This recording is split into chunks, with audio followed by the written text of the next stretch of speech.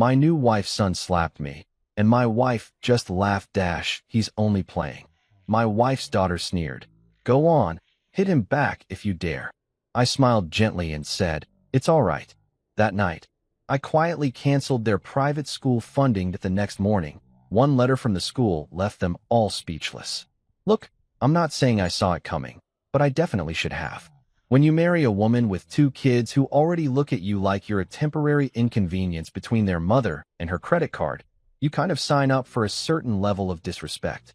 But getting full-on pimp-slapped by a 10-year-old on a Saturday afternoon? That wasn't in the brochure. It was one of those lazy Saturdays where the universe gives you exactly what you need.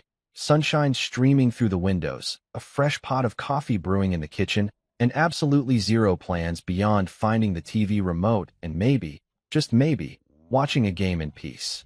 The kind of day where you think, yeah, this marriage thing might actually work out. Spoiler alert, it wasn't working out. I was standing in the living room, minding my own business, trying to locate said remote among the hurricane of throw pillows Rachel had strategically placed everywhere, like landmines of home decor. That's when Milo decided to walk up to me with the confidence of a Wall Street trader who just made his first million, and smack. His little hand connected with my face, so hard I swear I heard my ancestors gasp. For a second, everything went silent. The ceiling fan actually seemed to slow down, like even it was thinking, did this kid just... My cheek was burning, not just from the impact, but from the sheer audacity of it all. This wasn't a playful tap. This was a statement. This was Milo establishing dominance in a household where I apparently ranked somewhere between the family dog and the decorative vase nobody likes, but keeps anyway. I stood there, frozen, my brain trying to process what just happened while my face pulsed with the kind of heat you only feel when you're either extremely embarrassed or about to commit a felony. Milo stood in front of me, arms crossed, with this smirk that said he'd done it before and gotten away with it. Which, let's be real, he probably had. Then came Rachel's voice from the kitchen doorway, and I swear to God, she was laughing. Not a nervous, oh no, my child just assaulted my husband laugh, but a genuine, full-throated cackle like she'd just watched the funniest YouTube video of her life. He's only playing, she said, waving her hand dismissively like I was being dramatic for having a functioning nervous system that registered pain. Only playing. Right. Because nothing says playful bonding like getting smacked across the face by someone who still needs help tying his shoes. I looked at Rachel, standing there in her yoga pants and oversized sweater, wine glass already in hand, even though it was barely 2 in the afternoon, and I realized something profound. I'd married someone who thought assault was adorable when her kid did it. Before I could respond, not that I was planning to, because what do you even say in that moment? Harper materialized on the couch like some teenage specter of judgment. She was leaning against the armrest with her phone in one hand, that signature Gen Z smirk plastered across her face. Go on, she said, her voice dripping with the kind of casual cruelty only 14-year-olds can master. Hit him back if you dare. Oh, so now it was a challenge. A test. Hit the kid and prove I'm some kind of monster, or don't hit the kid and prove I'm a pushover.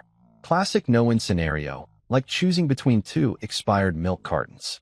Harper's eyes gleamed with anticipation, probably already drafting the TikTok caption. Stepdad loses his mind, LOL, #drama, #toxic, #family content. I looked at Milo, then at Harper, then at Rachel, who was still smiling like we were in the middle of some heartwarming sitcom moment, instead of what was clearly a hostage situation disguised as family bonding. My cheek throbbed. My pride was doing that thing where it packs its bags and checks Airbnb prices in different cities. Every fiber of my being wanted to say something, do something, anything to establish that hitting your stepfather is, you know, not okay. But here's the thing about moments like these. You have 2 choices. You can explode right then and there, become the bad guy, give them all the ammunition they need to paint you as the villain at the next family gathering. Or you can smile. You can stay calm. You can let them think they've won while you quietly plan something so calculated, so perfectly executed, that by the time they realize what's happened, it's already too late. So I smiled. Not a big smile, not a fake one either. Just this small, knowing curve of the lips that probably looked slightly unhinged if I'm being honest. It's all right, I said, my voice steady and calm. like I was discussing the weather instead of the fact that I'd just been physically assaulted in my own living room by someone who still believed in Santa Claus last year. The room shifted. I could feel it. Rachel's laugh caught in her throat. Harper's smirk faltered for just a second. Even Milo looked slightly uncertain, like maybe, just maybe, he'd poked the wrong bear. Because here's what they didn't understand. Nothing terrifies people more than a man who stays calm when he should be losing his mind. It's that eerie, serial killer documentary energy that makes people wonder what you're thinking, what you're planning, what box you're checking off in your mental revenge spreadsheet. I walked past all three of them, heading toward the kitchen to pour myself more coffee, the only honest relationship I had left in this house. Behind me, I heard Rachel clear her throat, that nervous little sound she makes when she realizes she might have miscalculated something. Harper went back to her phone, but quieter now. Milo just stood there, probably wondering why his greatest hit didn't get the reaction he wanted. As I stood at the counter, pouring French roast into my favorite mug, the one that said, "World's okayest stepdad," that Rachel bought as a joke, but I kept as evidence. I caught my reflection in the microwave door. My cheek was still red, my jaw tight, but my eyes? My eyes had that look. That "you just activated my trap card" look. They wanted to play? Fine. We'd play. But this game was going to be played by my rules now. And trust me, I'd been studying the playbook for 2 years. Every dismissive comment, every eye roll, every time Rachel chose her kid's bad behavior over basic respect, I'd been taking notes. Mental notes. The kind that don't forget. I took a sip of my coffee, let the bitterness ground me, and smiled again. This time to myself. Because revenge isn't about acting immediately. It's about timing. It's about patience. It's about letting them get comfortable, letting them think you're broken in, letting them believe you'll just take it forever. And then, when they least expect it, you remind them that the quiet ones? We're not quiet because we're weak. We're quiet because we're planning. Game on, family. Game on. That evening rolled around with all the grace of a garbage truck at 5 in the morning. You'd think after your kid slaps your husband across the face, there'd be some kind of family meeting, maybe an apology, perhaps even a consequence that didn't involve everyone pretending it was just another hilarious Tuesday. But no, Rachel acted like absolutely nothing had happened, which I was starting to realize was her superpower, the ability to erase reality with sheer willpower and Chardonnay. She emerged from our bedroom around 6. Freshly showered, hair blown out like she was about to film a shampoo commercial, wearing that cream-colored sweater she reserved for feeling myself days. She floated into the kitchen where I was already prepping dinner because apparently somewhere between "I do" and "your son assaulted me," I'd become the household chef. She poured herself a generous glass of white wine, the kind that costs $30 a bottle and tastes like regret with hints of oak, and settled onto one of our counter stools like a talk show host about to deliver a monologue. "You know what I love about Milo," she said, swirling her wine like she was at a vineyard in Napa instead of our suburban kitchen that still smelled like the garlic I was mincing. She didn't wait for me to answer. This wasn't actually a conversation, just a one-woman show where I played the captive audience. His confidence. He's so confident for his age. Most kids are timid, you know, but not Milo. He just goes for what he wants. I paused mid-chop, my knife hovering over the cutting board, and looked at her. Really looked at her. She was dead serious. In Rachel's mind, her 10-year-old son smacking a grown man wasn't assault. It was leadership potential. It was confidence. It was the kind of go-getter attitude that Silicon Valley bros put on their LinkedIn profiles right before their startups tank and they move back in with their parents. "Yeah," I said slowly, resuming my chopping with perhaps a bit more force than necessary. Nothing says confidence like hitting someone who's trying to find the TV remote. Real CEO energy there.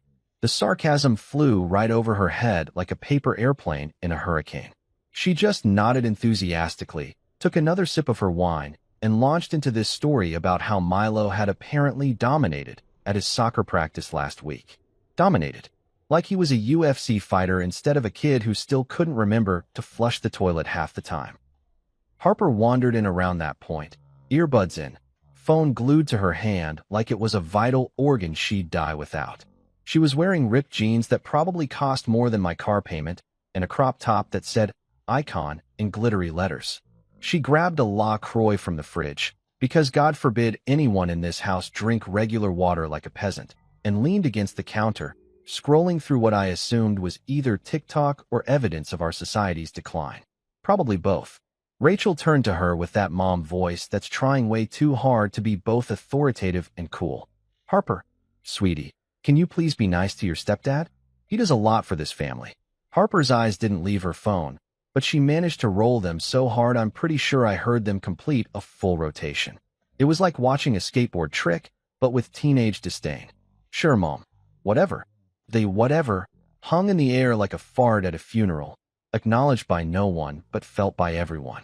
Rachel just smiled, apparently satisfied that she'd addressed the issue of basic human respect with all the effectiveness of a Band-Aid on a bullet wound, and went back to her wine. I turned back to the stove, stirring the pasta sauce I'd been working on for the better part of an hour. Homemade marinara, because Rachel liked to tell her book club friends that I was such an amazing cook, which really meant he does all the cooking so I don't have to. Stepdad/chef/emotional punching bag. That was my official title in this household, though it never appeared on any Mother's Day cards or family photos Rachel posted on Instagram with captions like #blessed, #family love, #grateful. Milo thundered down the stairs like a baby elephant having an existential crisis, his tablet blaring some YouTube video where people screamed at each other over video games. He threw himself into a chair at the dinner table, didn't wash his hands. I watched him not wash them, and immediately started complaining that he was starving like he'd just crossed the Sahara instead of spending the last 3 hours in his room playing Fortnite. Dinner was the usual circus.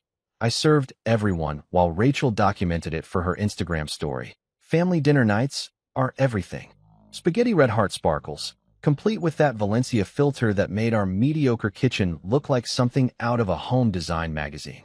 Every time I passed her to refill the bread basket or grab more Parmesan, I caught her checking her reflection in her phone camera, adjusting her hair, making sure her angles were right. She took 14 photos of her pasta before she actually ate any of it. 14. I counted because at this point, documenting the insanity was the only thing keeping me sane. Milo ate like he was auditioning for a nature documentary, specifically the part where they show wild animals feeding. Mouth open, food visible, sounds that shouldn't come from humans. It was like National Geographic, Zoo at Dinner edition, and I was both the zookeeper and the guy cleaning up after the exhibits. He talked with his mouth full, sprayed pasta sauce on the table, and when Rachel gently suggested he close his mouth while chewing, he just shrugged and kept going like she'd suggested he try breathing underwater. Harper picked at her food with the enthusiasm of someone being forced to eat cafeteria mystery meat, complained that the sauce was too tomatoey, which, yeah, that's generally how tomato sauce works, and spent most of dinner typing furiously on her phone. When Rachel asked who she was texting, Harper responded with nobody, in that tone that very clearly meant everybody, and also it's none of your business, but I'm going to make you feel guilty for asking. I sat there, eating my own cooking, watching this dysfunctional dinner theater unfold like I was a guest star in a sitcom that had definitely jumped the shark. Rachel laughed at something Milo said. Something about another kid at school being dumb for not having the latest iPhone, and I realized something profound and slightly terrifying. She genuinely didn't see anything wrong with any of this. The slap from this afternoon? Already forgotten. The casual disrespect? Just kids being kids. The fact that I was basically an unpaid servant who occasionally got to sleep in the master bedroom? That was just marriage, baby.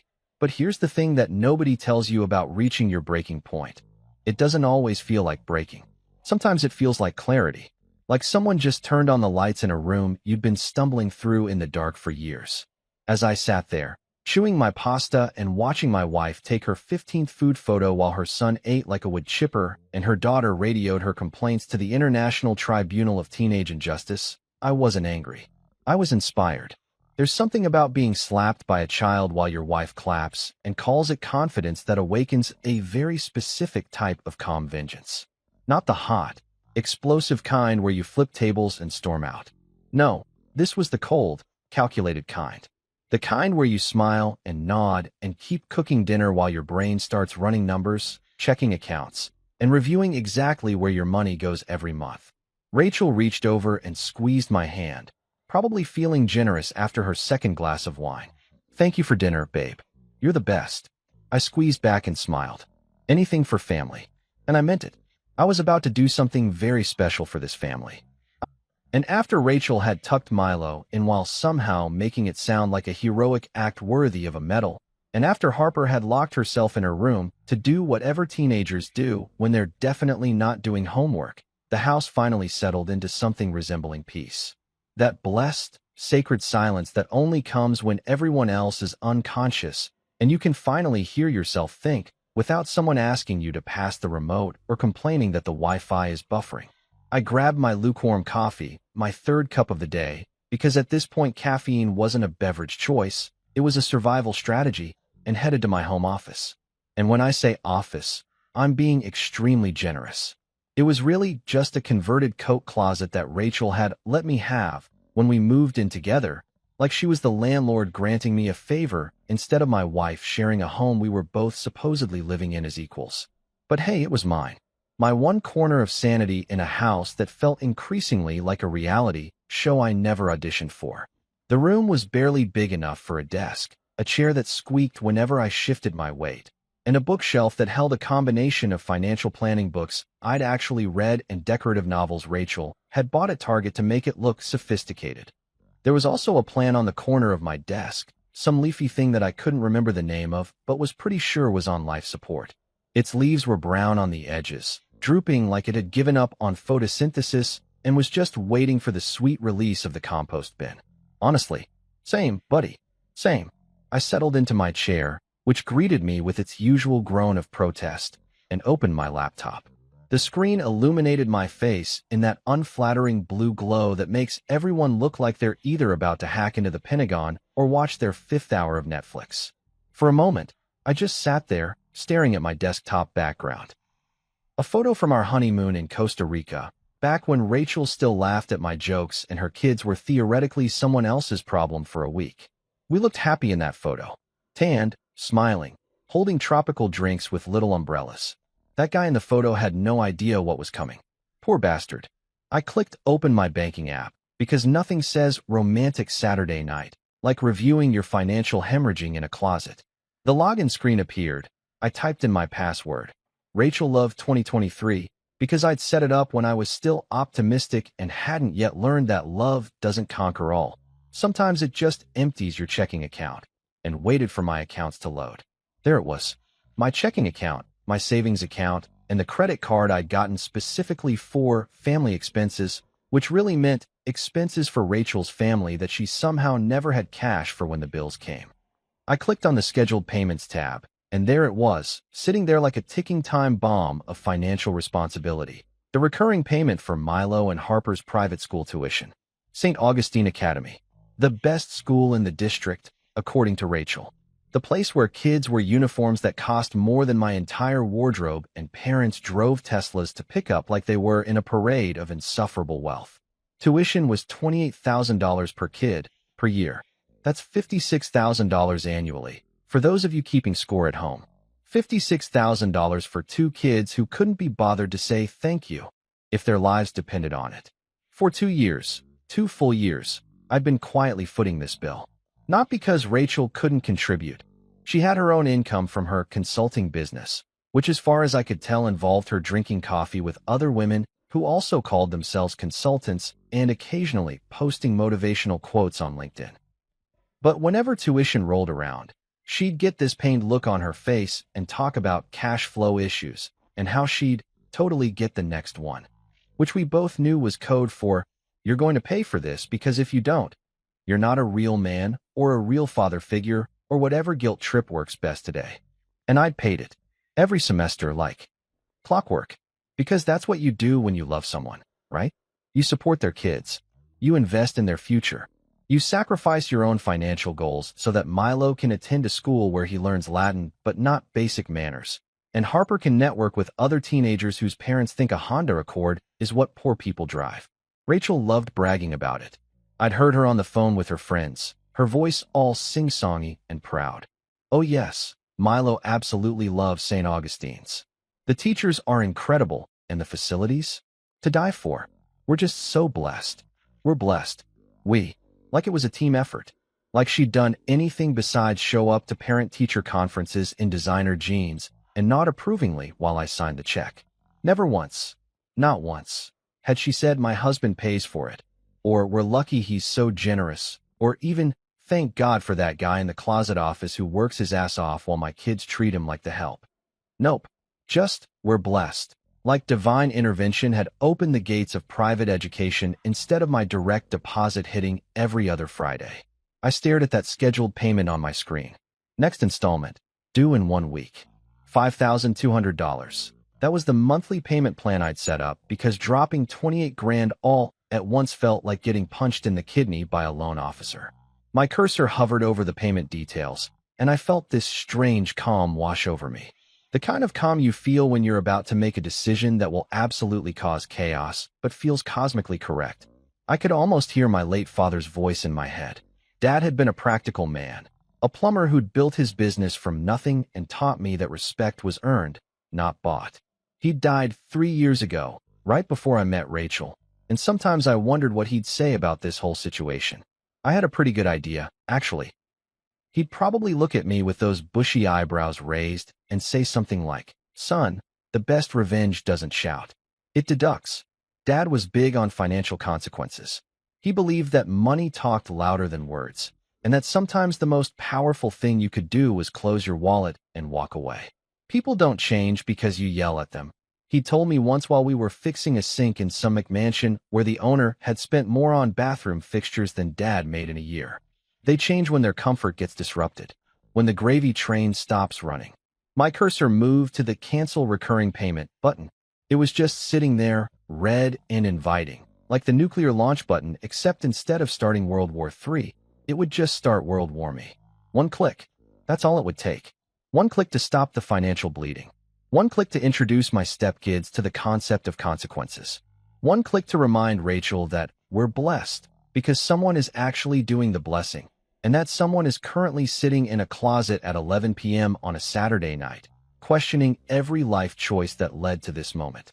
I thought about Milo's face this afternoon, that smirk right after he'd slapped me. I thought about Harper's challenge, hit him back if you dare.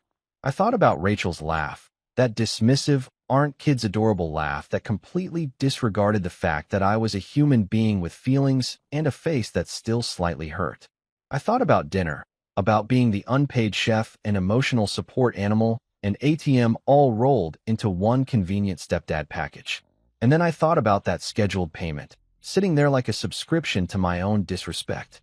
$5,200 a month to ensure that 2 kids who didn't respect me could continue attending a school where they'd learn to disrespect me with better vocabulary. You're blessed, all right, I whispered to the empty room, my voice barely audible over the hum of my laptop fan. About to be blessed with a lesson. I clicked the button. The screen asked me to confirm. Are you sure you want to cancel this recurring payment? I'd never been more sure of anything in my life. Click. Payment canceled. Just like that. 2 years of financial martyrdom ended with a mouse click. No explosion, no dramatic music, just a simple confirmation message and the sudden, beautiful lightness of knowing that next month, that $5,200 would stay exactly where it belonged, in my account. Peace returned to my soul like a bird coming home to roost. I sat back in my squeaky chair, took a sip of my cold coffee, and smiled at my dying plant. Buddy, I said to it, I think we're both about to get better. Sunday morning arrived with all the subtlety of a marching band, which is to say Rachel's alarm went off at 7:30 a.m. playing some acoustic indie song about finding yourself that made me want to find the snooze button and press it until next Tuesday. She bolted upright like she'd been electrocuted, immediately grabbed her phone, because heaven forbid she miss any overnight notifications from people she hadn't talked to since high school, and announced to the ceiling, "It's breakfast content day." I should probably explain that Rachel had recently decided she was going to be an influencer. Not like a real influencer with actual followers or sponsorships or any measurable success, but the kind who posts inspirational quotes over pictures of her coffee and tags them with 47 hashtags, including hashtag bossbabe, hashtag mompreneur, and my personal favorite, hashtag authentic living. Her Instagram bio read, Mama, Wife, Wellness Warrior Cherry Blossom Sparkles, which was hilarious because the only battle she fought regularly was with the self-checkout at Target. This particular Sunday, she decided we were going to have a family breakfast moment. that she could photograph for her 847 followers, most of whom were either her relatives, bots, or people who'd accidentally followed her back in 2019 and forgot to unfollow. She'd been planning this all week, which I knew because she'd made a Pinterest board titled Aesthetic Breakfast Ideas and had made 3 separate trips to HomeGoods to find the perfect rustic serving platter. By 8 a.m., she'd transformed our kitchen into what I can only describe as a Food Network fever dream. There were pancakes arranged in an artistic stack, fresh berries artfully scattered across the table like edible confetti, a pitcher of orange juice that caught the morning light just right, and those tiny glass bottles of maple syrup that cost $9 each and tasted exactly like the $4 stuff, but looked better on camera. She'd even put flowers in a vase, actual fresh flowers that she'd made me drive to the florist to get yesterday, because apparently the flowers from the grocery store weren't authentic enough. She was wearing her designated casual influencer outfit, high-waisted jeans, a white t-shirt tucked in just so, and that denim apron she'd bought specifically for photos and had literally never used for actual cooking. Her hair was in a messy bun that had taken her 20 minutes to make look like it took 30 seconds, and she'd done the full makeup routine while claiming she was going for a natural, no-makeup look. The result was that she looked ready for a magazine photo shoot about farmhouse living, which was ironic since the closest she'd ever been to a farm was the Whole Foods produce section. "Okay, everyone, gather round," she called out, her voice hitting that weird performative octave that people use when they're talking to both their family and their future audience simultaneously. "Let's get some great shots before the food gets cold." Milo came thundering down the stairs wearing his pajamas inside out. I could see the tag flapping around in the back, and sporting what I'm pretty sure was yesterday's syrup in his hair. Harper followed about 5 minutes later, looking like she'd just been exhumed from a tomb, wearing sweatpants and a hoodie, her eyes barely open and her phone already in her hand like it was surgically attached. "Harper, sweetie, can you maybe put on something with color?" Rachel asked, her smile tight as she frantically adjusted the flower vase for the 14th time. "And maybe brush your hair? Just for the photos." Harper looked at her mother like she'd suggested she donate a kidney. "Mom, it's 8 in the morning. Nobody cares." "I care," Rachel chirped, her influencer voice straining slightly. "And my followers care. We're sharing our beautiful family breakfast tradition." "We don't have a family breakfast tradition," Harper mumbled, but she was already trudging back upstairs, probably to change into the minimum acceptable outfit that would get her mother off her back while still communicating maximum teenage rebellion. I stood at the counter, pouring myself coffee. Real coffee, not the decorative kind Rachel had positioned near the flowers, and watched this circus unfold with the detached amusement of someone who'd just canceled $56,000 in annual payments and was now essentially watching previews for the movie that was about to start. Rachel positioned her phone on the tripod she'd bought specifically for these moments. "Okay, everyone smile. Natural smiles. Like we're happy to be together." Milo immediately made a face like he was being tortured. Harper returned wearing a slightly different hoodie that was still gray and still communicated that she'd rather be literally anywhere else. Rachel snapped about 30 photos in rapid succession, each one probably indistinguishable from the last, while I stood slightly to the side, coffee in hand, waiting for this performance to end so I could actually eat. "Perfect. Okay, now let's do a candid one where everyone's laughing." "At what?" Harper asked, her tone suggesting that she found nothing in the observable universe remotely funny. "Just laugh. Pretend something's funny." We all fake laughed. It sounded like a group of hostages trying to convince their captors they were having a good time. Rachel checked the photos, frowned, deleted half of them, and made us do it again. And again. By the 4th take, even Milo looked tired, which was saying something because that kid had the energy of a squirrel that had just discovered energy drinks. Finally, we were allowed to actually sit down and eat. Milo immediately grabbed the syrup bottle and proceeded to drown his pancakes like he was trying to create a maple swimming pool. Harper picked at her berries with the enthusiasm of someone defusing a bomb. Rachel was already editing photos on her phone, applying filters that made our kitchen look like it existed in some sun-drenched dimension where families were actually happy and nobody's stepson had committed assault less than 24 hours ago. I cut into my pancakes, which were actually pretty good because I'd made the batter yesterday while Rachel was planning her phone angles, and savored the quiet chaos. This was my last breakfast watching them take all of this for granted. The expensive organic berries, the fancy syrup, the whole performative perfection of it all. Because that tuition money I'd just freed up, that was going to change some things around here. Milo, in true Milo fashion, was eating like he was training for a competitive sport where table manners were explicitly forbidden. Mouth open, chewing loudly, occasionally making sound effects. At one point, he flung syrup at the dog.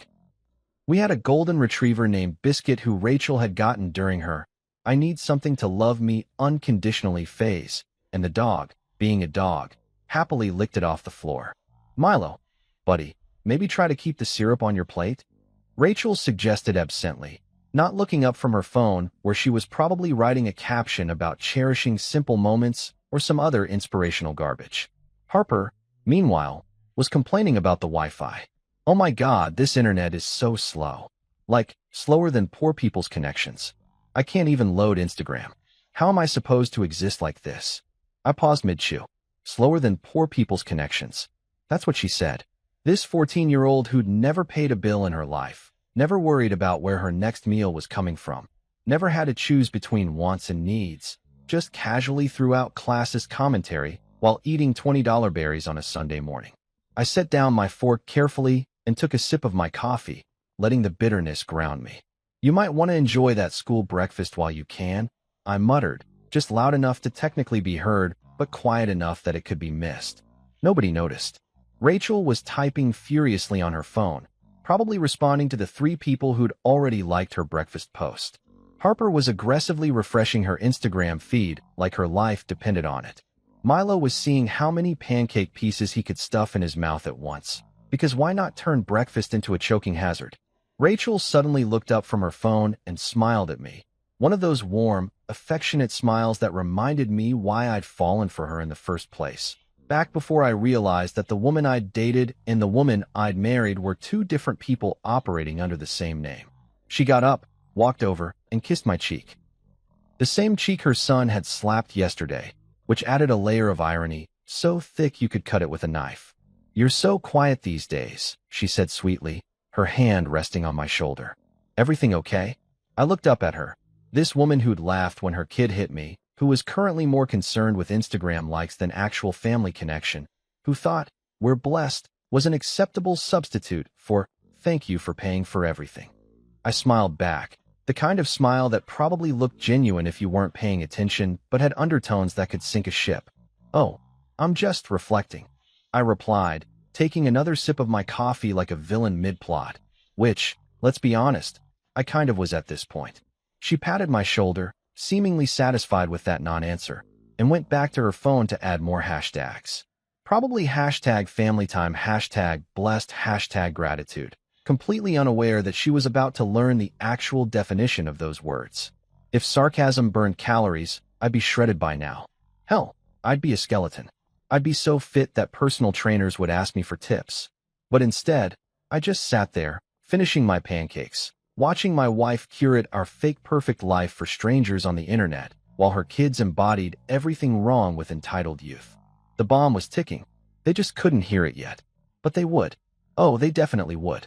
The next few days passed like that awkward silence after someone tells a joke that absolutely bombs. You know something's wrong. The tension is there, but everyone's pretending everything's fine while internally screaming. Except in this case, I was the only one who knew the punchline was coming. And let me tell you, the anticipation was delicious. I'd slipped into what I can only describe as performance mode. I became the obedient husband, the stepfather who tries, the guy who does everything without complaint. I cooked dinners like I was auditioning for a cooking show nobody asked for. I did the laundry, folded it with those neat little military corners Rachel loved, and even separated the darks from the lights like I actually cared whether Milo's soccer jersey stayed vibrant. I took out the trash before it was full, unloaded the dishwasher without being asked, and even cleaned the bathroom, including that weird mildew spot behind the toilet that everyone pretended didn't exist. Rachel ate it up. "You've been so helpful lately," she said one evening while I was scrubbing a pan she'd left soaking in the sink for 3 days, which is code for, "I'm never cleaning this, good luck." She wrapped her arms around me from behind, resting her chin on my shoulder. "I feel like we're really in a good place right now." I smiled at the soapy water. Yeah, babe. Really good place. What I didn't say was that the good place she was feeling was actually the eye of the hurricane. That deceptive calm right before everything goes sideways and people start checking their insurance policies. But why ruin the moment? Let her enjoy it. Let them all enjoy it. The school's accounting office was busy printing a very special letter right now, and that letter was going to arrive in a neat little white envelope with the St. Augustine Academy crest on it. And when it did, this good place was going to become a war zone.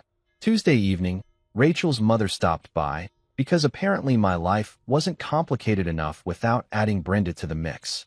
Brenda was one of those women who'd aged into that specific brand of wealthy suburban grandmother.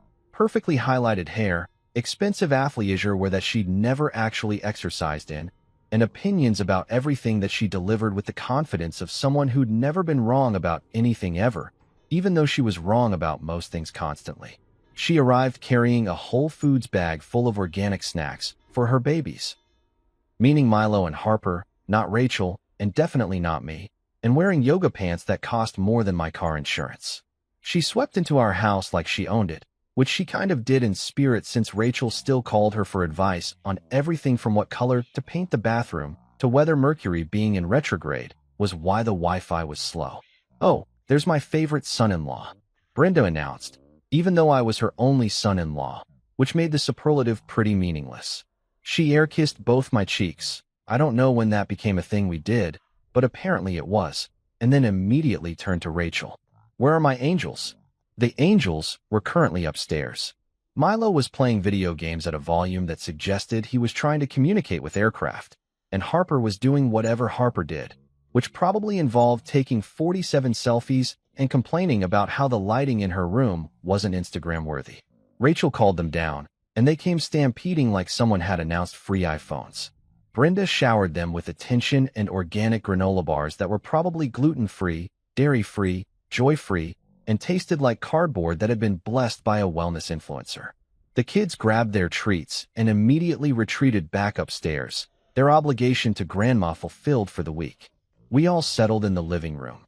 Me on the couch, Rachel and Brenda on the love seat, because apparently they needed to be close enough to gossip in that stage whisper way that's meant to be heard.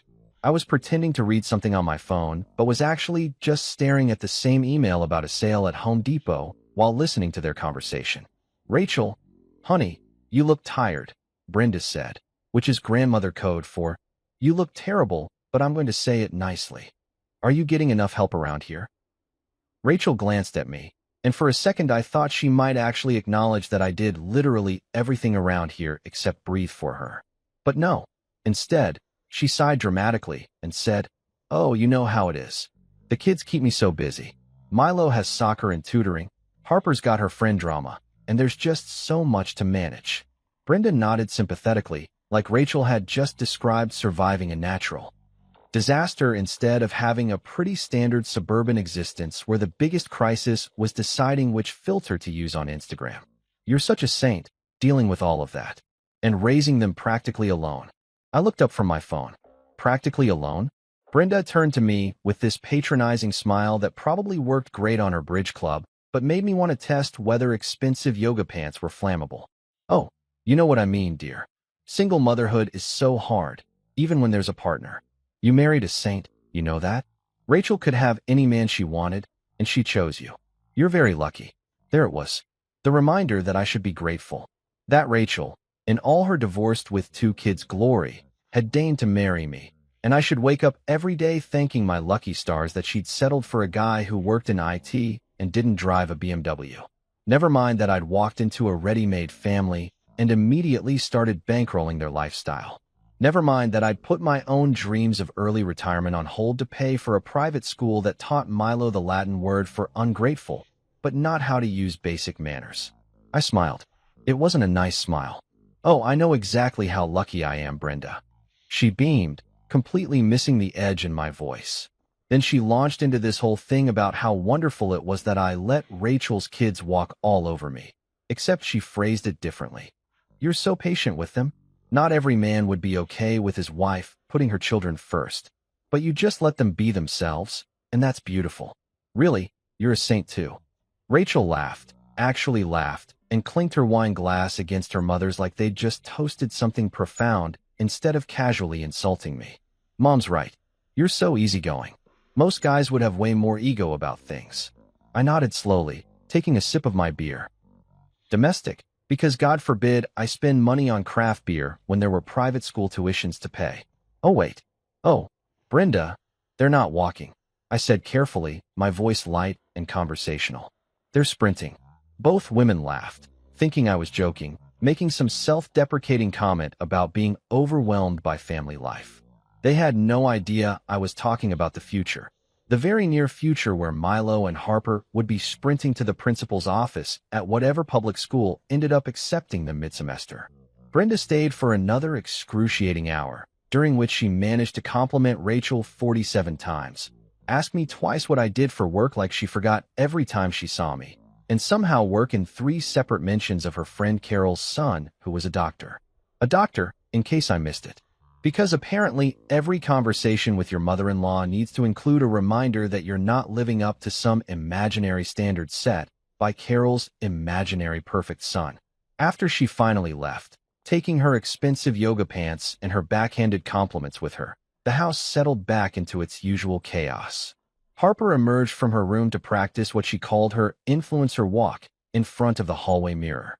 I watched from the kitchen as she strutted back and forth, phone in hand, filming herself from various angles like she was preparing for Fashion Week instead of just walking down a hallway in suburban America. Looking good, Harper, I called out. She glanced at me, surprised that I'd said anything. Thanks, she muttered, then went back to her video, probably already composing a caption about confidence and authenticity. Milo, meanwhile, decided that the living room was the perfect place for indoor soccer. Despite having an entire backyard and a bedroom the size of most people's apartments, he grabbed a foam ball and started dribbling it around the furniture like he was Messi training for the World Cup. I was in the kitchen making myself a sandwich, turkey and Swiss, nothing fancy, just trying to eat in peace, when I heard it. Crash. That specific sound of something expensive hitting the floor and losing the fight. I walked into the living room to find my reading lamp. The one I'd bought myself last Christmas, the one with the brass base that actually looked decent, in pieces on the floor. The bulb had shattered, the shade was dented, and Milo was standing there with his ball, looking about as remorseful as a cat who'd just knocked over a vase on purpose. Oops, he said, not making eye contact. Rachel came down the stairs, took one look at the scene, and shrugged. He's expressive. Expressive. My lamp was in pieces because her son couldn't grasp the revolutionary concept of don't play ball in the house, and her response was that he's expressive. I stared at the broken lamp, then at Milo, then at Rachel, and something clicked. Not anger. I was past anger. This was something else. This was clarity. Yes, I said slowly, bending down to pick up a piece of broken glass. So was Napoleon. Didn't end well either. Rachel blinked at me. What? Nothing, babe. I'll clean this up. And I did. I cleaned up the broken lamp, swept up the glass, and threw it all away while Milo went back upstairs unpunished and Rachel went back to whatever she was doing, which was probably posting about family values on Facebook. That night, lying in bed while Rachel scrolled through her phone, I smiled at the ceiling. The envelope was coming. Maybe tomorrow, maybe the day after, but it was coming. And when it did, we'd see how expressive everyone felt when their private school paradise came crashing down just like my lamp. Except unlike the lamp, I had no intention of cleaning up that mess. Saturday rolled around again, and I woke up with what I can only describe as misplaced optimism. You know that feeling when you think maybe, just maybe, you can fix something that's clearly beyond repair? Like when your check engine light's been on for 6 months, and you think adding premium gas might solve it. That was me, lying in bed at 7 a.m., convincing myself that I could bond with Milo. That maybe, despite all evidence to the contrary, there was a decent kid under all that entitlement and violence. Rachel was still asleep, her face mask half peeled off and stuck to the pillow. One of those $20 Korean beauty masks she bought in bulk from some website that promised eternal youth, but mostly just made her look like a serial killer's victim. Harper was probably in her room, either sleeping or pretending to sleep, so nobody would ask her to do anything productive. And Milo? Milo was probably already awake, plotting his next assault or figuring out what household item he could destroy next. I decided I was going to try something radical, actual bonding. Revolutionary, I know. I'd bake cookies with the kid. Everyone loves cookies, right? It's basically impossible to be a terrible person while making chocolate chip cookies. That's just science. Or at least that's what I told myself while putting on sweatpants and heading downstairs to our kitchen that was definitely not equipped for a baking show, but would have to do. I got out all the ingredients: flour, sugar, butter, chocolate chips, the whole 9 yards. I even found Rachel's fancy vanilla extract that she'd bought at some artisan market and never used, because actually cooking would interfere with her photographing food she didn't make. I was measuring out flour when Milo appeared in the doorway, looking suspicious, like I'd just offered him candy from a van. "Hey, champ," I said, going for enthusiastic but probably landing somewhere around desperate used car salesman. "Want to bake some cookies with me?" He stood there in his pajamas. Spider-Man ones that were getting too small, but Rachel kept making him wear because she thought they were adorable, and gave me this look like I'd just asked him to donate a kidney. His hair was sticking up in every direction. He had sleep crust in the corners of his eyes, and he was holding his tablet like it was a security blanket. "Cookies," he said, his voice thick with skepticism that seemed way too advanced for a 10-year-old. "Yeah, you know, the round things that taste good.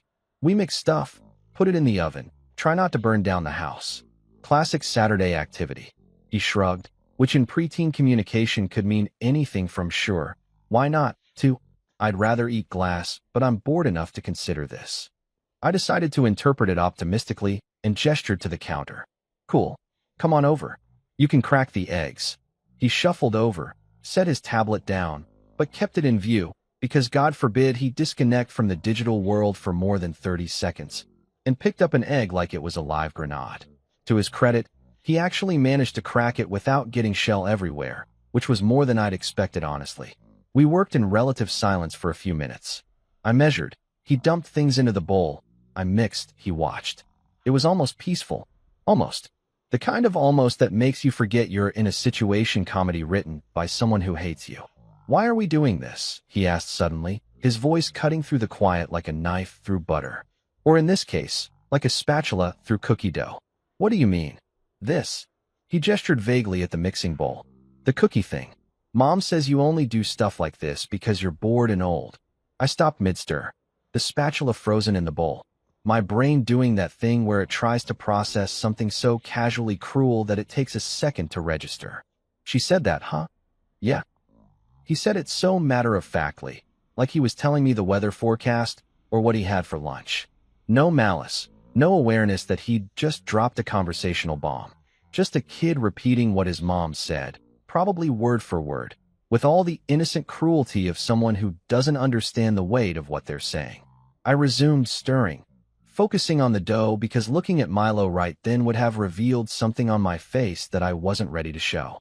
"Well," I said carefully, keeping my voice light, "boredom's cheaper than therapy." He grinned at that. Actually grinned, like I'd said something funny instead of something that was 50% joke and 50% cry for help. We kept mixing, adding the chocolate chips, forming the dough into little balls, and placing them on the cookie sheet. He was actually getting into it, his tongue sticking out in concentration as he tried to make each ball the perfect size. "These are going to be good," he said, and for a second, just a second, he sounded like a normal kid. Excited about cookies, not thinking about iPads or video games or slapping people. Just a kid who wanted cookies. Then he said it. "Mom says you don't have real money. Just savings." The cookie dough ball I was holding squished between my fingers. Not on purpose. My hand just clenched involuntarily. Muscle memory from every time someone said something so stunningly offensive that your body reacts before your brain can catch up. I looked down at the dough oozing between my knuckles and thought about how this was probably a metaphor for my life right now. I carefully shaped the dough back into a ball, placed it on the sheet, and wiped my hands on a towel. "Is that right?" "Uh-huh." She was talking to Grandma on the phone. "Said you're good at saving, but you're not like rich. Not like Harper's real dad was." And there it was, the cherry on top of the sarcastic sundae. Not only was I apparently boring, old, and financially inadequate, but I was being compared to Rachel's ex-husband, the guy who'd cheated on her with his dental hygienist and then moved to Arizona without paying child support for 2 years. That guy. I was being unfavorably compared to that guy because apparently he'd had money before he decided that supporting his children was optional. I looked at the cookie dough, then at Milo, who was completely oblivious to the fact that he'd just nuked any remaining goodwill I might have had toward this family. He was just standing there, licking chocolate chips off his fingers, waiting for me to respond like he'd commented on the weather instead of casually destroying my dignity in our kitchen on a Saturday morning. "Well," I said, sliding the cookie sheet into the oven and setting the timer, "your mom's right about one thing. I do have savings. And you know what's great about savings, Milo?" He looked up at me, curious. "What? You can choose what to do with them." He nodded like this was some profound wisdom I was sharing, not a thinly veiled thread about his entire future. Cool. We stood there for a moment, the oven warming up, filling the kitchen with that promise of baked goods that almost made everything seem normal. Almost. Milo grabbed his tablet and started playing some game where cartoon characters screamed at each other. I leaned against the counter and watched him. This kid who had no idea that his entire life was about to change because his mother couldn't keep her mouth shut about finances and because he'd been raised to think that insulting people was just casual conversation. The timer had 12 minutes on it. In 12 minutes, we'd have cookies. And in probably less than 12 business days, we'd have a crisis when that letter from St. Augustine Academy arrived. The math was all coming together beautifully, like a recipe for disaster that I'd followed to perfection. "You know what, buddy?" I said, watching him tap away at his tablet, completely absorbed in his digital world, completely unaware of the real-world consequences that were baking just as surely as those cookies. "What?" he mumbled, not looking up. "You're about to learn what happens when savings stops saving you." He didn't hear me. Or maybe he did and didn't care. Either way, it didn't matter. The oven timer was counting down, the cookies were baking, and somewhere in a school administrative office, a letter with our name on it was waiting to be mailed. When the timer dinged, we pulled out perfect chocolate chip cookies. Golden brown, gooey in the center, exactly the way they should be. Milo ate 3 of them right away, declared them pretty good, and then went back upstairs with his tablet, leaving me alone in the kitchen with the rest of the batch and my thoughts. I ate a cookie. It was delicious. Perfectly balanced sweetness, just enough salt, chocolate chips in every bite. I'd nailed the recipe. Too bad I couldn't say the same about this family. But hey, at least the cookies turned out right. That was one more success than this marriage was going to have once that envelope arrived. I smiled at the cooling rack full of cookies and whispered to myself, "Buddy, you're about to learn what happens when savings stops saving you." The house was quiet except for the sound of video games upstairs and my own breathing. The calm before the storm tastes a lot like chocolate chip cookies, apparently. Who knew? It was a Thursday. One of those perfect Thursday mornings that tricks you into thinking the universe might actually be on your side for once. The sun was doing that thing where it streams through the windows at just the right angle, making everything look like a home decor commercial. Birds were chirping outside like they'd been hired by Disney. The smell of pancakes was drifting up from the kitchen where Rachel was doing her morning routine, and for a brief, delusional moment, you could almost forget that you lived in a house where respect went to die. I was upstairs, getting dressed for work. Business casual, which is corporate speak for, we don't respect you enough to let you wear jeans, but we also don't respect you enough to call it professional attire. When I heard it, the mail truck. That distinctive rumble of the USPS vehicle that delivers everything from credit card offers to divorce papers too. In this case, karmic justice wrapped in a white envelope.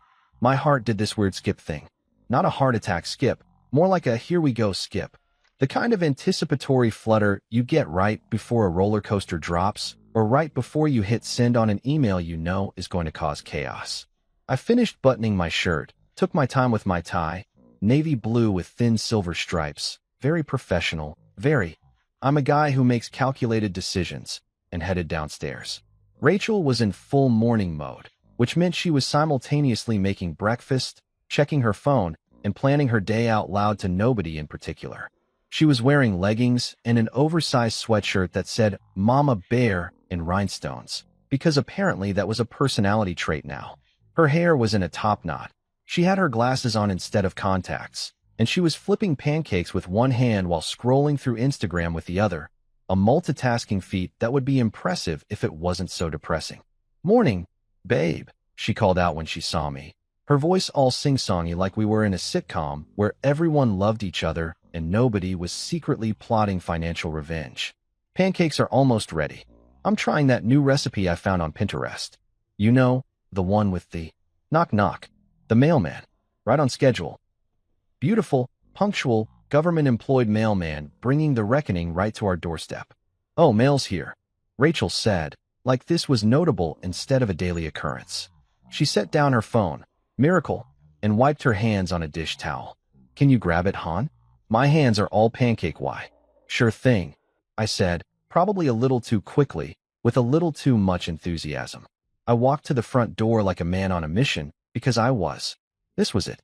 The moment I'd been waiting for since I clicked that cancel payment button in my closet office. Christmas morning for petty people. The Super Bowl of consequences. I opened the door, and there it was, a neat stack of mail held together with a rubber band. Bills, junk, a catalog for furniture Rachel would look at and never buy, and right there, right on top like it knew it was the star of the show, a crisp white envelope with the St. Augustine Academy crest embossed in gold on the corner. I grabbed the mail, closed the door, and took a deep breath. This was happening. This was actually happening. I walked back to the kitchen with the kind of calm that comes from knowing you're holding a live grenade and everyone else thinks it's a gift basket. Anything good? Rachel asked, still focused on her pancakes, still completely oblivious to the fact that her entire morning, hell, her entire week, was about to implode. Let's see, I said casually, flipping through the stack like I was checking baseball scores instead of holding the nuclear codes to our family dynamics. Bill, junk, more junk, coupon for that pizza place you like, and I paused, holding up the St. Augustine envelope. Something from the school. Rachel glanced over, still not concerned. Why would she be? As far as she knew, everything was fine. The tuition was paid. Her kids were getting their elite education. Life was blessed. We were blessed. She was blessed for having married someone who quietly funded her children's future while she took credit, and her mother insulted me. Oh, must be the new terms update, she said cheerfully, plating the pancakes with the kind of care she usually reserved for Instagram photos. They always send those fancy letters. Probably about the spring fundraiser or something. Can you open it? Sure, I said, grabbing a knife from the counter. I slid it under the flap of the envelope, taking my time, savoring the moment like a fine wine or a perfectly cooked steak. The paper made that satisfying tearing sound as I pulled out the letter. Heavy cardstock, official letterhead, the kind of paper that costs more than regular paper because it needs to communicate importance. I unfolded it slowly. Read the first line, then the second. My face remained completely neutral, which was an acting performance worthy of an Oscar, because inside I was doing backflips. What's it say? Rachel asked, still not looking up, still arranging pancakes like she was competing in some breakfast Olympics. I cleared my throat. It's interesting. That got her attention. She looked up, spatula still in hand, her smile starting to falter around the edges. Interesting how? Well, I said, holding up the letter so I could read it properly. Really milk the moment, you know? It says here, Dear Mr. and Mrs. Henderson, this letter is to inform you that we have not received payment for the fall semester tuition for students Milo Henderson and Harper Chun. As of today's date, your account is past due in the amount of $28,000, with an additional late fee of $500. Please remit payment immediately to avoid enrollment consequences. The kitchen went silent. Like horror movie silent. The kind of silent where you can hear your own heartbeat and maybe someone's soul leaving their body. Rachel's spatula clattered onto the counter. Her mouth opened, then closed, then opened again like a fish trying to understand calculus. What? She whispered, her voice barely audible. I kept reading, really committing to the performance now. It also says, failure to pay within 10 business days will result in the students being withdrawn from enrollment and their records being held until the balance is settled. I looked up at her, my expression perfectly neutral. Huh, that's weird. Weird? Her voice cracked like she'd been gargling gravel. She snatched the letter from my hands, her eyes scanning the page like maybe I'd hallucinated the whole thing. But no, there it was, printed in official black ink on expensive cardstock. Unpaid tuition notice in bold letters at the top. Her face went through about 17 different expressions in 5 seconds. Confusion, disbelief, panic, anger, more panic, maybe a brief stop at denial, and then landing solidly on what I can only describe as barely contained hysteria. This has to be a mistake. This has to be, we always pay on time. You always. She stopped, her brain clearly trying to connect dots that were suddenly appearing in her reality. Did you forget to pay the tuition? I leaned against the counter, picked up a piece of bacon from the plate she'd prepared, perfectly crispy, actually pretty good, and took a bite. Chewed slowly, swallowed, looked her dead in the eye with the kind of calm that serial killers probably have right before they explain their master plan. No, I said simply. I didn't forget. She blinked. Once. Twice. Her brain was buffering, trying to load this new information. You didn't forget? Nope. Then what happened? Why didn't they get the payment? Did the bank make a mistake? Did the automatic payment not go through? I set down the bacon, brushed off my hands, and delivered the line I'd been practicing in my head for weeks. Rachel, there was no mistake. I canceled it. The words hung in the air like smoke from a building that was definitely, absolutely, 100% on fire. Rachel just stood there, the letter trembling in her hands, her eyes wide, her mouth forming words that weren't quite coming out yet. Upstairs, I heard movement. Harper's door opening. Milo's feet hitting the floor. They were coming down for breakfast, completely unaware that their world had just shifted on its axis. I took another piece of bacon, popped it in my mouth, and waited for the explosion. 3, 2, 1. You what? And there it was. The detonation I'd been waiting for. Rachel's voice hitting decibels that probably violated noise ordinances. Her face turning that specific shade of red that suggested her blood pressure was having its own personal crisis. Thursday morning. Perfect sunshine. Birds chirping. Pancakes burning on the stove that Rachel had completely forgotten about. And me, standing in the kitchen, eating bacon, watching my carefully planned chaos unfold exactly as I designed it. Best Thursday ever. Rachel's face went through more color changes than a mood ring at a rave. Red to white to purple to some shade that I'm pretty sure doesn't exist in nature. Her hands were shaking so hard the letter was rattling like a tambourine, and I could actually see her trying to reboot her entire understanding of reality in real time. You what? She repeated, her voice strangled, like she was being choked by her own disbelief. I picked up my coffee, still hot, still perfect, and took a leisurely sip before answering. No rush. We had all morning. Well, I had all morning. Rachel had a crisis to manage, but that wasn't really my problem anymore, was it? Cancelled. I repeated, my voice calm and even, like I was explaining how to work the TV remote instead of detonating her entire worldview. I canceled the tuition payment. Turns out private education doesn't teach respect, so I'm cutting the budget for entitlement. Her mouth opened and closed several times. If I didn't know better, I'd think she was practicing for a goldfish impression. You can't just. That's their education. That's their future. Well, I said, setting down my coffee and straightening my tie. Maybe their future should have included learning that actions have consequences. Or at the very least, not slapping the guy who's paying 48 grand a year for their fancy uniforms and Latin classes. This is about the slap? Rachel's voice hit a pitch that probably shattered glass somewhere in the neighborhood. Are you serious right now? You're ruining my children's education because Milo was playing around. Playing around. I nodded slowly, like I was considering this. Right. Is that what we're calling assault now? Playing around? Good to know. I'll make sure to tell the next guy who gets hit by a 10-year-old that it's all just fun and games. That's when Harper appeared at the bottom of the stairs, still in her pajamas. Designer ones, naturally. That probably cost more than some people's rent. With her phone already recording. Because of course she was recording. This was prime TikTok content for her. Drama, family dysfunction, all the ingredients for going viral among other teenagers who thought therapy was just a meme. What's going on? Harper asked, but her tone suggested she already knew this was going to be good. Her thumb was hovering over her phone screen, ready to capture every moment of this domestic implosion. Rachel whirled on her, the letter still clutched in her hand like evidence at a crime scene. Your stepfather, she spat the word like it was poison, has decided to stop paying for your school. Both of you. You're being kicked out because he canceled the tuition. Harper's face went pale. Like vampire pale. Like all the blood just evacuated her body and filed for asylum somewhere else. Her phone nearly slipped from her hand. Nearly, but not quite, because teenagers would rather lose a limb than drop their phones. What? Harper shrieked, and there it was, that same frequency that Rachel had hit moments before. Must be genetic. You can't do that. St. Augustine is my school. All my friends are there. You can't just. She turned to me, her eyes wild with panic and fury. You ruined my life. I looked at her.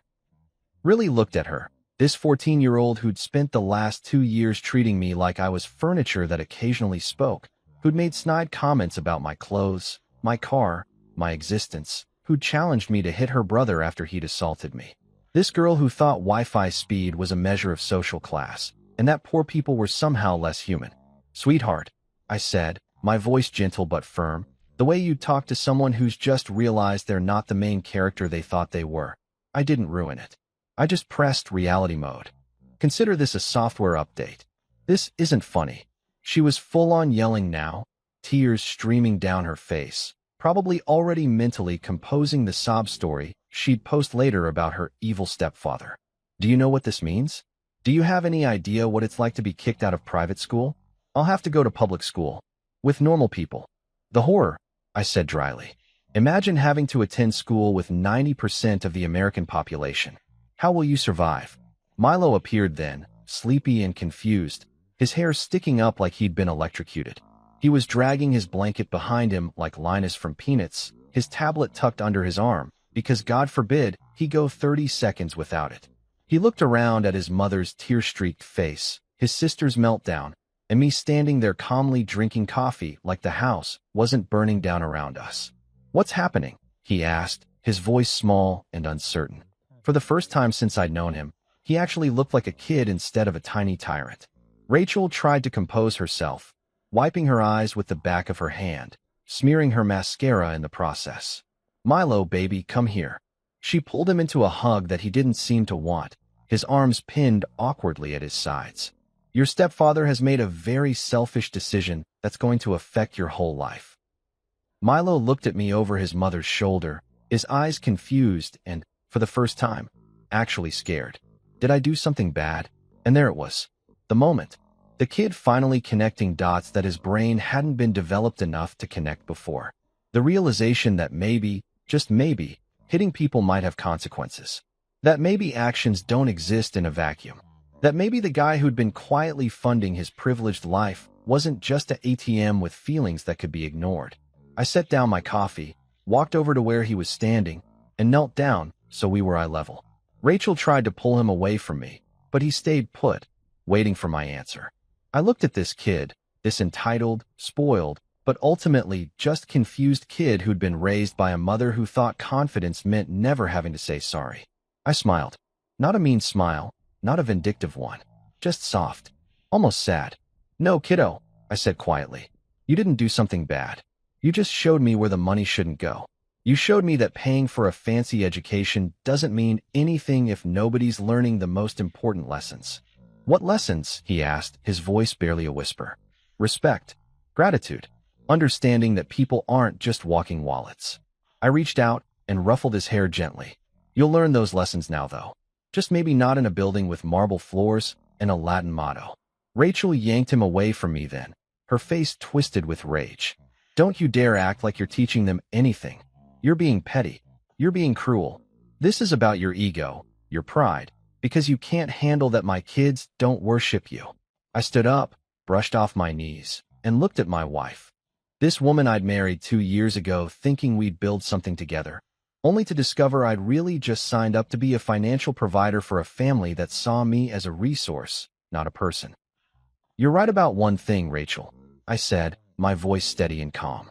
This is about me. It's about me finally recognizing my worth. It's about me understanding that love shouldn't cost $56,000 a year. It's about me realizing that I've been enabling bad behavior by cushioning every consequence with my checkbook. You're impossible, she shouted, throwing the letter onto the counter where it landed next to the burning pancakes she'd completely forgotten about. Smoke was starting to rise from the pan, adding a literal smoky backdrop to this figurative dumpster fire. I walked over, turned off the stove, and moved the pan to a cool burner. Even in crisis, someone had to be the adult. Might as well be me. Actually, I said, turning back to face my family. This collection of people who'd shared my house, but never really let me into their hearts. I'm finally possible. For the first time in this house, I'm actually possible. The real me. Not the doormat version. Not the ATM version. Not the guy who smiles while getting slapped and laughed at. Just me. The guy who's decided he's worth more than this. Harper had collapsed onto the couch, sobbing into her phone like it could somehow save her from public school. Milo was clinging to Rachel, looking smaller than I'd ever seen him. Rachel was staring at me with something between hatred and disbelief, like I'd transformed into a stranger right in front of her eyes. Maybe I had. "You'll regret this," Rachel said, her voice cold and hard now. "You'll wake up tomorrow and realize what you've done, and you'll try to fix it, and it'll be too late." I picked up my briefcase. Yes, I still used a briefcase. Sue me, and headed toward the door. I had work in an hour, and surprisingly, I was looking forward to it. The office drama would be a vacation compared to this. "You're right," I said, pausing at the doorway, looking back at the wreckage of our Thursday morning. "I will wake up tomorrow, and I'll realize exactly what I've done, and I'll smile." I walked out, closing the door behind me on Rachel's protests, Harper's sobs, and Milo's confused questions. The morning air was crisp and cool. Birds were still chirping. The sun was still shining, and I felt lighter than I had in 2 years. The silent treatment began approximately 30 seconds after I left for work that Thursday morning, and let me tell you, it was glorious. I'm talking pure, uninterrupted, blessed silence. The kind of peace that monks spend decades meditating to achieve, and I got it for free just by canceling a tuition payment. If I'd known silence was this easy to obtain, I would have done it 2 years ago. Day 1 was the best.